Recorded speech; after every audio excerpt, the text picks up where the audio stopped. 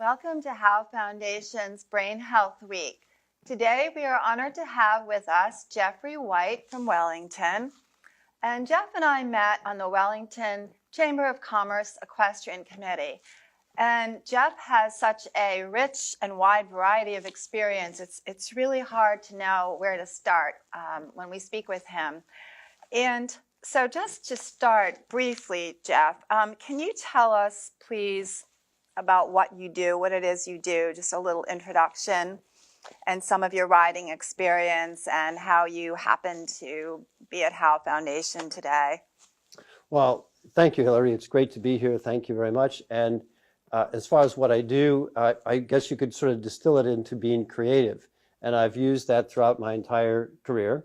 But as far as the horses are concerned, there's sort of two sides, which was what I did as a rider and a trainer, and also in the management. Would you like to know about what I did in the management side? Sure. And maybe we could also discuss the training afterwards, the horses. Yeah, so what did you do with management? How did you get into management, and what did you do with that? Well, and just to back up, I mean, the reason I think it might be relevant is that, certainly in the management, it exposed me to a lot of really incredible situations. And by incredible, I mean exposure to the equestrian world and many aspects of that. So with that, it brought me into the polo world, international polo, and certainly to Palm Beach polo. Having created and run the Polo Ambassador Series and the Royal India-USA Polo Exchange. And then also as executive director of the American Grand Prix Association, which was at the time Olympic level show jumping in the United States. And that was based here in Wellington. It had been initiated by Gene Mish, who is the one that started what is WEF, the Winter Equestrian Festival. Okay, interesting. So, yes, it starts in January and it ends at the end of April, right? That's happening right now. Correct, that's WEF, right? So it's a seasonal thing. It makes Wellington the equestrian capital of the world in the wintertime. And of course, we have people coming from all over the world. It's incredible with the Olympians. We have top riders and World Cup winners, Nations Cup winners, top ranked 10 goal polo players. Teams from all over the from different continents, and it's really incredible. So we have a very high level of competition here, which bringing it to kind of where we connected is that there's also potentially a high level of danger. Right, with passion for a sport or an activity that involves risk. Also, sometimes there come accidents that you really can't predict. And can you speak maybe about some of your riding, how you started, and maybe accidents that you've experienced or you've seen and how that affected your life, and, how it might have been a little easier if you'd known there was a solution? So how did you start riding? Did you start out in English saddle, or did you start out jumping, or how did you start? Well, to this day, I can remember the pony ride in Philadelphia when I was visiting an aunt. And that was it. And also, I grew up in the era of the Saturday cowboy television shows. So the idea of being a cowboy was pretty exciting to me, and I just loved being on the horse. But that did lead to, so I wanted to be a cowboy. I ended up taking some lessons and hanging around the horses wherever I could, horse shows when I was a kid. And then ultimately, when I was training at an Arabian stable in Illinois, which was sort of the first half of my growing up in Illinois, was that they said in order to become really good at Western, they wanted me to learn English. And so, in fact, they backed that up even further. And I remember being on what's called a lunge line, which is a circle, bareback.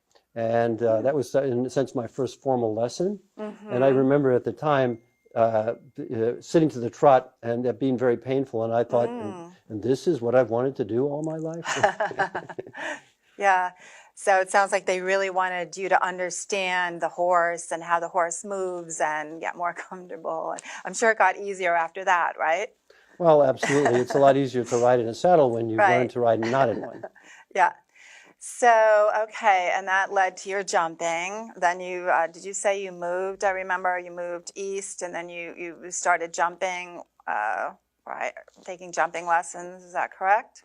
Right. I moved east to New Jersey, and not too far by the good fortune of what happened, to be very close to Gladstone, New Jersey, which is the home of the headquarters of the United States Equestrian Team. And that is a lucky happening. That was incredible. For a rider, yeah. Oh yeah, right. So hanging around the USET, and of course New Jersey was that area was equestrian. I mean, so much was going Bedminster and Far Hills, that sort of area. So intensely equestrian. Great. And so how many years did you spend jumping, competing? Let's see. Spent jumping, competing. I have to really think back. So I would say probably from 16, until probably about 10 years ago. I mean, in terms of the jumping. The competing part was probably a lot shorter. And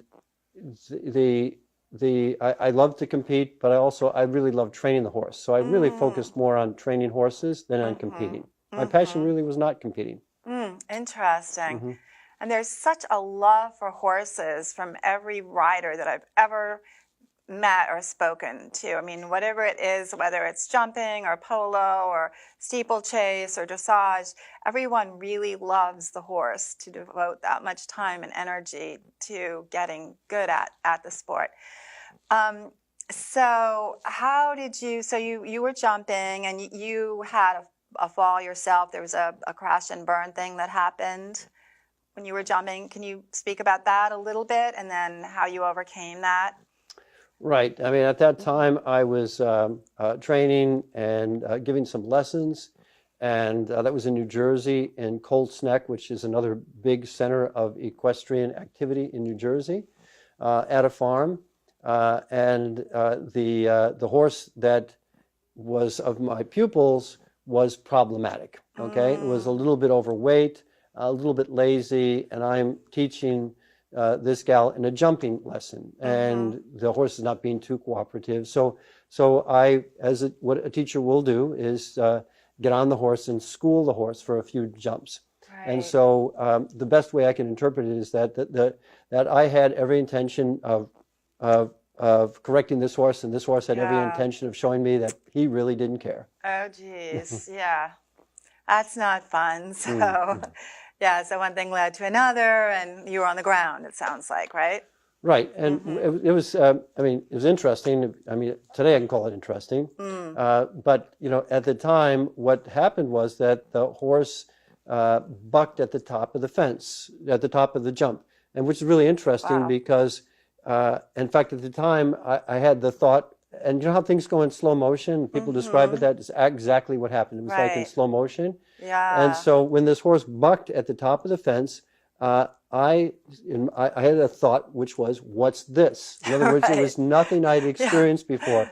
So, when you train to be prepared, and so you'll have almost like a simulated experience, so that when something happens, that you're prepared. So I was completely unprepared for what occurred, for this bucking this buck at the top of the fence. Yeah. So when the horse did that, then it bucked, and so it sort of rolled its back like that. So if you think of a bucking horse, he bucked, and then and then what he did is he kicked his hind legs out like this. So now you're up in the air, and so you're at the top of the fence. It's all happening rapidly, even though it's slow motion to me. Yeah. So the horse kicked its rear legs out behind him, so that thrust like that, and then put its front legs down, and then put its head between its legs and stopped the motion. With that kick, it stopped the motion. Eek. So with an English saddle, you really don't have anything here. So what you're doing is you're going off. Right. And so exactly. So and you've been taught how to tuck and roll and all that too, but. Correct. Yeah. But this was again something different. So all of my presets were not working for me. Yeah. So in fact, I had the second thought, which was, this is not good. Okay. So I thought, this is not good. So I'm going down, and then and so fortunately I hit straight, but I was wearing a particular type of helmet which you use for eventing. I had trained in eventing. Thank God. Thank God for that. Right? Yeah, and a good helmet too. Right. Because the type of helmet makes a difference, right? The type of helmet, and this was for eventing, for cross country. Right. Where anything can happen. Yes, yeah. You want to have a very good helmet. This was called a Right. Saratoga helmet. And it was really Okay. a helmet they used for a jockey. Yeah. Okay. And So they're it's so well engineered. They spend years on researching and engineering the correct. helmets, right? Correct. They spend years. Yes, and a lot of expense and Exactly. So it's a yeah. good helmet. So, fortunately, I was wearing a good helmet at the time. Yeah. And it had a good chin strap. Okay. So it was solid on my head. Right. And when I hit straight, fortunately, did not go right or left, and then just flipped over on my back. And so, and in that time, it was a painful injury. I jumped Yeah. up and I still had the reins in my arm. Wow. And I turned right and I Yeah. turned left. And when I did that, I heard a sound. It was like you were no longer on their gliders, right? So, and it Yikes. hurt a lot. Yeah. And my thought was that this hurts a lot. It's going to hurt a lot more in 2 hours. And being a horse trainer, I was not going to let the horse get the best of me. Oh boy. The fact that I was on my feet was to me a good sign. So that You're was probably in shock. it's in shock, Yeah. right? And Wow. fast forward, it turned out to be what they call a compression fracture, Yeah. which means that the bone it's compressed. And as a matter of reference, what happened to Christopher Reeves was the exact same injury, Yeah. except that he hit what's called a railroad tie, a fixed obstacle, and his bone compressed and then exploded. Mine compressed, did not explode. So that's So how lucky. close I was to an Yeah. accident as Right.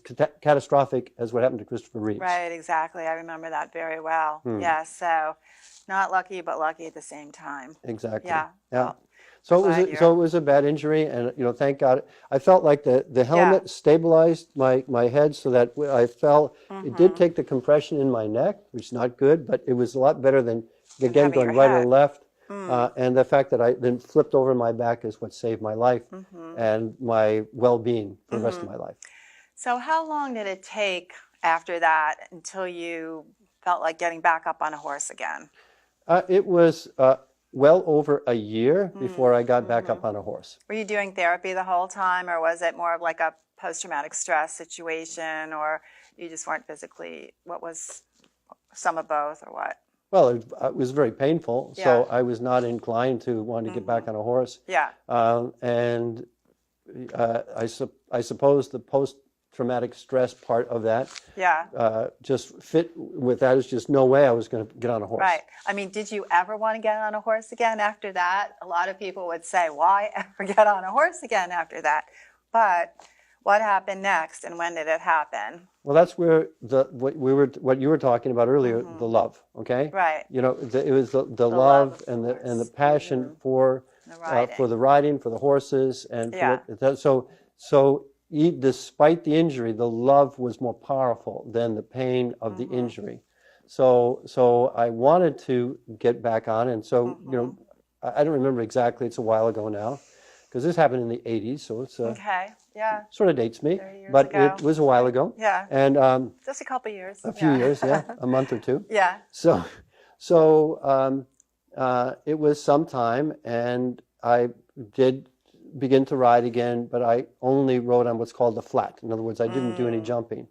And so I just did, your basic sort of groundwork, your bending, your dressage, your that sort of thing, and just focused on that. But I was just completely unwilling to take a risk of taking a jump.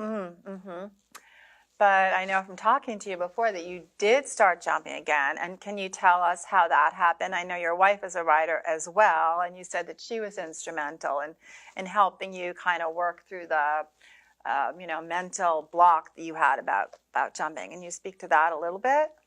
Well, my wife, Licia, is terrific, and she's a great rider, great teacher. I did not know her at the time of the accident. I met her some years later, and it was, it was in 1988. So it was, in fact, she was riding at a farm of a friend of mine's, and she was on a training program. She was from Peru. Okay. And she had been on her team, representing Peru at one point in time. On the Peru equestrian team? Correct, for yes. jumping? Jumping, right. Wow. And so we met and, had the whole thing in common. And so eventually, yes, I began to ride with her. And so she began to coach me. I see. Okay. So she kind of got you back jumping again. It was an activity you wanted to do with her, and that helped you overcome your fear, your block about it from the accident. Right, exactly. So Fabulous. she just Yeah. basically kind of, you can do it, coached me, and I did, and I jumped. And once you did that, then you're kind of over it. But I'll tell you Right. though, I don't think in fact, I can say, not that I don't think so, I can say definitely, I have never pursued jumping like I did from before that. Okay, so. Well, I think you said there's a chapter, life has different chapters, right? And Right. you've done that chapter. Right. So, then you move on to other things too, right? Now, what about your wife? Did she ever have any accidents in her career riding?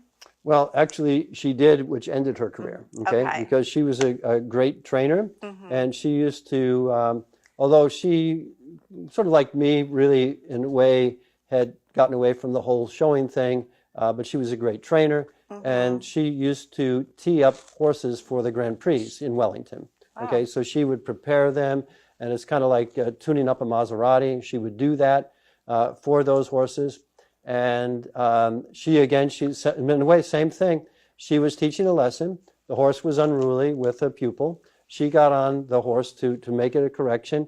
And in that case, the horse took a hold of the bit and then crashed through a fence. And on the other side of it, sideways, and the other side of it was a bank, okay, went down. And so the horse lost balance and rolled. And it rolled partially on her. And she was badly injured from there. Okay, so she's lucky to be alive. Lucky to be walking, but that effectively ended her riding career as well. Is she able to ride again today? I mean, yes, enjoy horses. Yeah, enjoy riding, pleasure riding. Correct, yes. Yeah, that's good. And you too. Right, yes, we can. Yeah, right. Yeah. I think that's the amazing thing, with any great sport or activity like, riding or sailing or football or soccer. I mean, you can be very, very badly injured.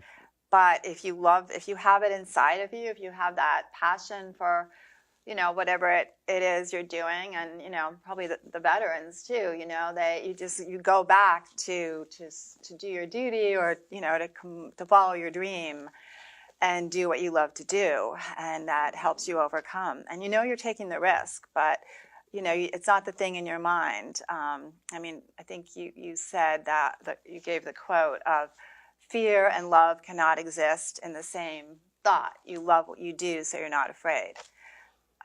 That's true. Yes. Yeah. So how do you think, if you knew then what you know now, or how do you think knowing that there's a solution like hyperbaric oxygen therapy could have helped or could help others? Can you speak about that a little bit, some of your thoughts about what you've seen from your tour of Howe Foundation, and any ideas that you have about how it can be used to help people? Yes, Hillary. I mean, it's great. I mean, to learn about that there is hyperbaric treatment and therapy is tremendous. I mean, you think back of how I might have been able to shorten the time that it took me to heal.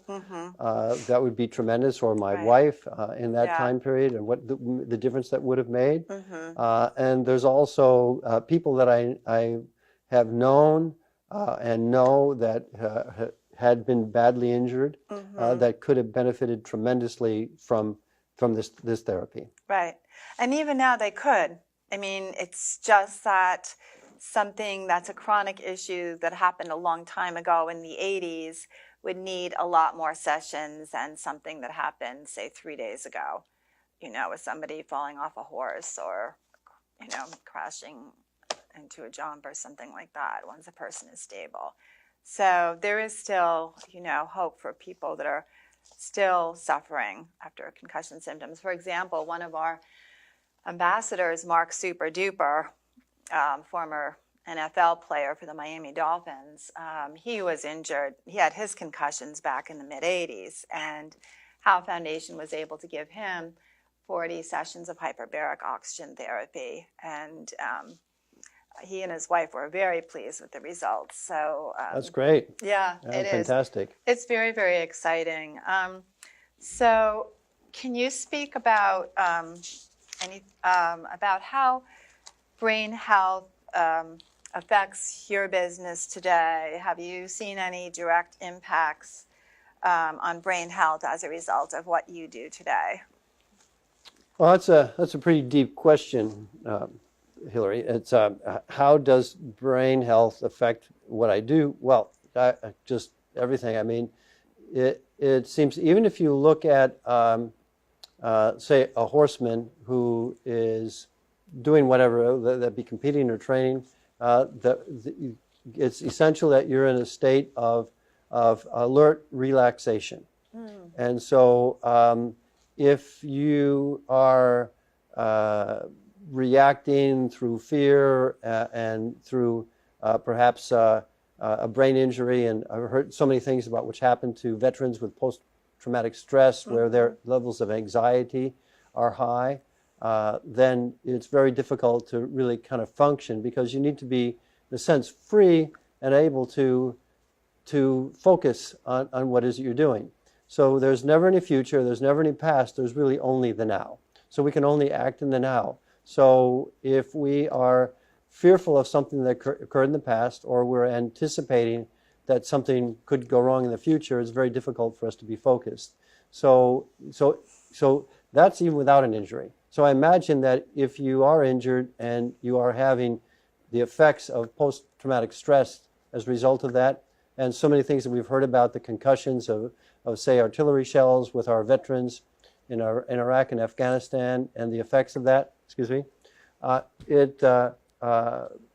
the concussions that occur, and certainly what we've seen with professional sports and football, what's occurred as a result of concussions, and that the person is no longer able to be in that sort of state of alert relaxation. And so that's really, in my view, the essence of being able to function no matter what it is. If you're an artist, or whether you're in finance, or whether you're a doctor, you need to have that ability to be focused on that task. Does that make sense? Yes, it does. It makes a lot of sense. So what would you say it means to you today to support brain health? Well, as myself personally, I'm on the other side of putting myself in that kind of risk. So it's not about me anymore. Excuse me. As far as riding, right? I mean, so, yeah. but there's so many other people that are there. So it's whatever legacy that we can offer to others through maybe the errors and the mistakes that we've made, or just the ignorance, not knowing, is tremendous. So to be able to communicate that there are options. I mean, I can't help but think back some of the people I worked with in polo. I was thinking you worked with a lot. You worked a lot with polo with your days at IMG, yes, which is a very exciting, very athletic form of riding. Right.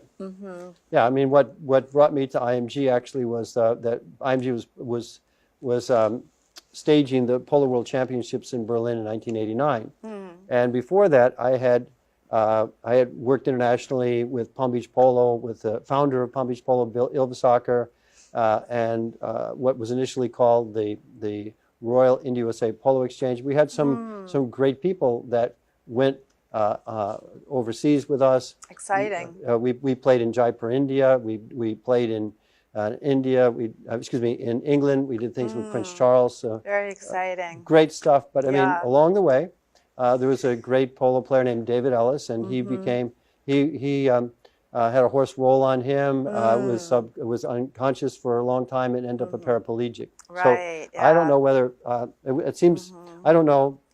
Certainly, we didn't know at the time, but it would seem that the hyperbaric treatment could have maybe helped him, and maybe could have helped him recover, and so he didn't have to live out his life as a paraplegic in a wheelchair. Yeah.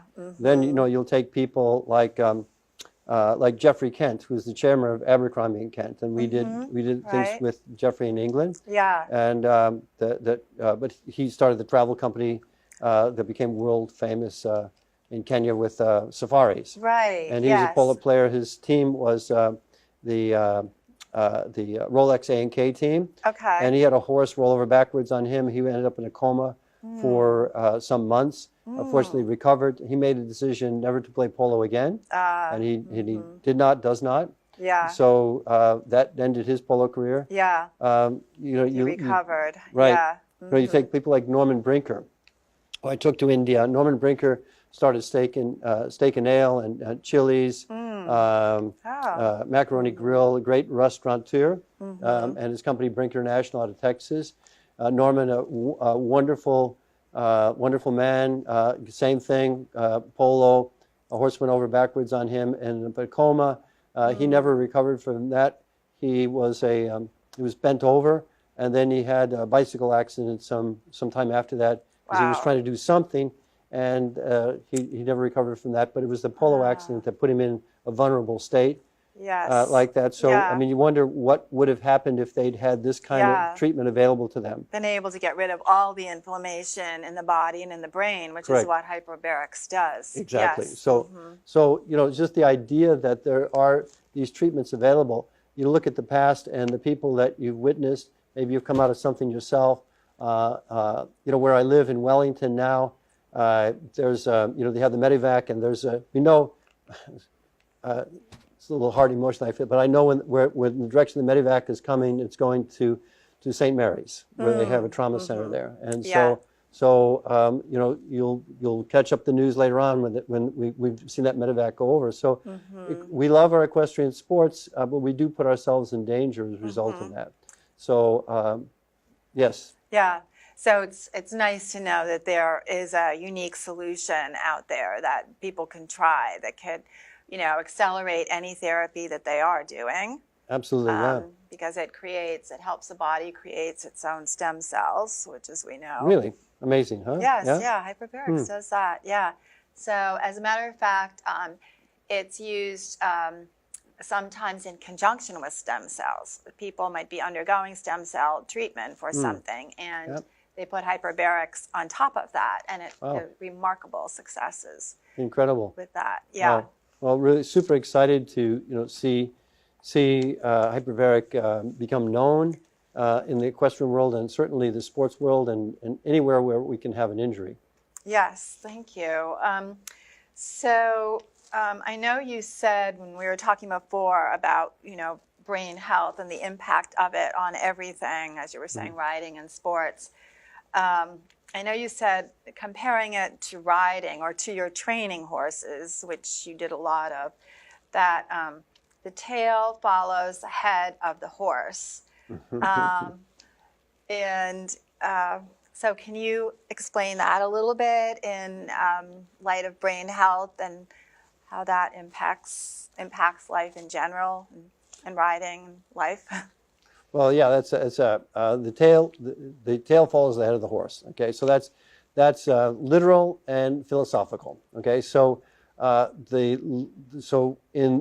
with the horse, if you put the head in the right position, the rest of the body will follow. Okay, so and certainly in life, if we have the right idea, the rest of our life follows as well.